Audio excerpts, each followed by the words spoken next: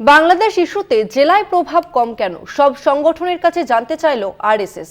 জানুয়ারি মাসে রাজ্যে আসছেন সংঘ প্রধান, তার আগে জেলায় জেলায় সাধুদের নিয়ে সভা মিছিল করার নির্দেশ আরএসএস প্রধানের।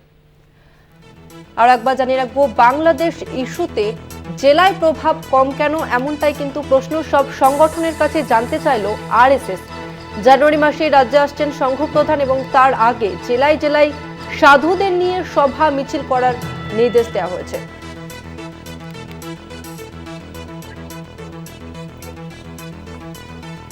এই মুহূর্তে আমাদের সঙ্গে ফোন লাইনে রয়েছে বিশেষ প্রতিনিধি অঞ্জন রায়। অঞ্জনদা, ঠিক কি জানা যাচ্ছে?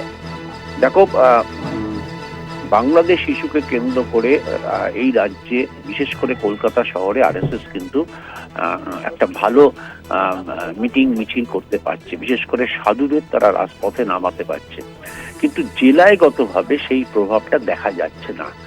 আরএসএস জানতে চাইছে যে কেন জেলাতে এগুলো হচ্ছে না। বাংলাদেশ ইস্যু একটা হিন্দুত্বের ইস্যু, হিন্দুরা আক্রান্ত হচ্ছে, সেখানে দাঁড়িয়ে জেলায় তাদের সংগঠনগুলো কি করছে। আরএসএস এর আন্ডারে প্রায় 57টা সংগঠন আছে, তাদের ভূমিকাগুলো কি হচ্ছে, কেন সেই জেলায় জেলায় সাধুদের নিয়ে সভা হচ্ছে না, মিছিল হচ্ছে না। একমাত্র মেদিনীপুর ছাড়া কার্যত কোনো জেলাতেই এই ধরনের সভা মিছিল দেখা যায়নি।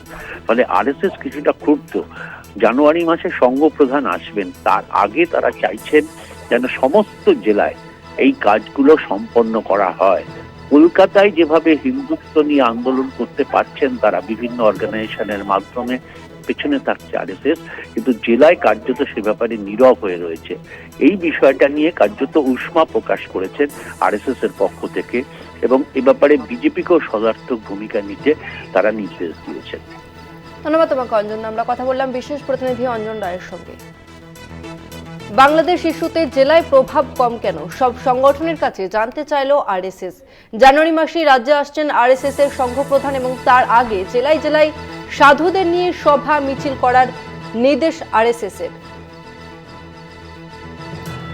বাংলাদেশ ইস্যুতে জেলায় প্রভাব কেন কম পড়েছে সেটাই জানতে চাইছে আরএসএস এবং জানুয়ারি মাসে রাজ্যে আসছেন সংঘ প্রধান এবং তার আগে জেলায় জেলায় সাধুদের নিয়ে সভা মিছিল করার নির্দেশ আরএসএস এর।